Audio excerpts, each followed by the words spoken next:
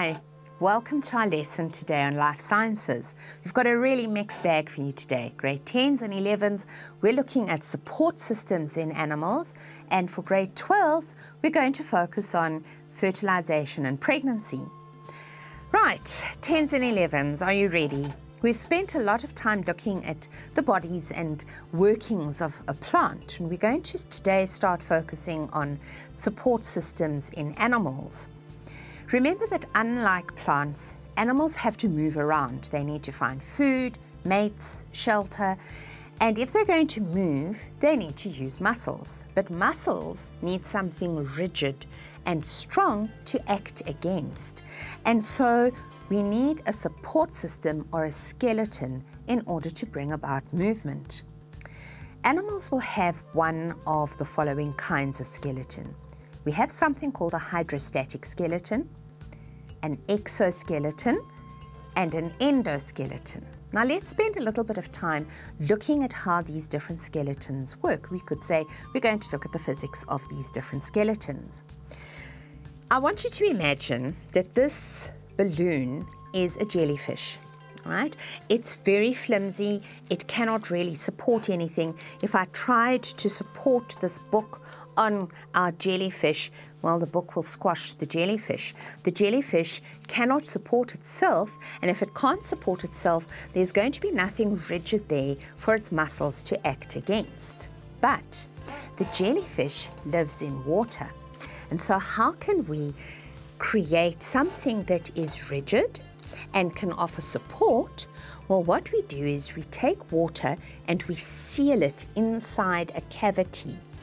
And you can see that now our skeleton or our jellyfish is able to support something, and muscles can work against this, what we call hydrostatic skeleton, water inside a sealed container.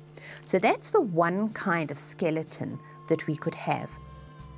The second kind of skeleton is like this box. The box itself is empty, and if we put the animal inside the box and we create a rigid structure around the animal, we can attach muscles to this from the inside and we can allow the animal to move. And that is what an exoskeleton is like. The animal with a box, a supporting box around it.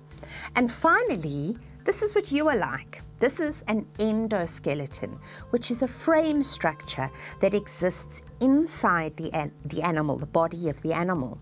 And you know that with a coat hanger like this, we could hang a pair of pants, we could hang a skirt, we could put a jacket or a shirt around it, and in that way we can attach things to the outside of this frame structure in order to support your pants, your skirt, and your jacket or your shirt.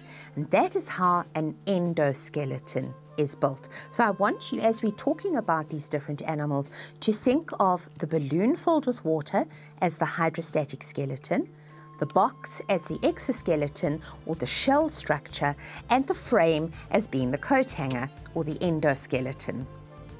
So animals that have muscles in the body that push against the liquid trapped in the spaces inside the body, this is an example of a hydrostatic skeleton.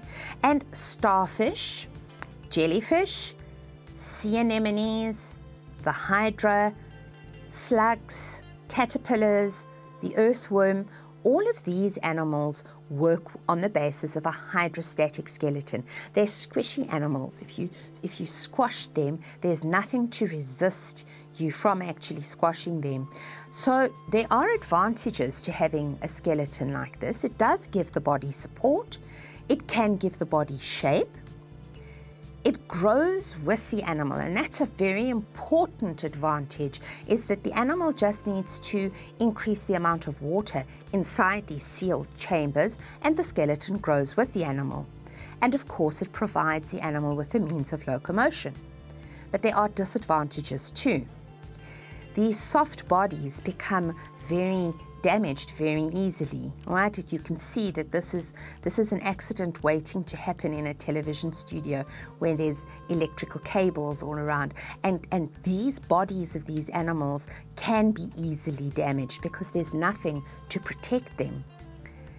And the body plans of animals that have these kinds of skeletons are very simple.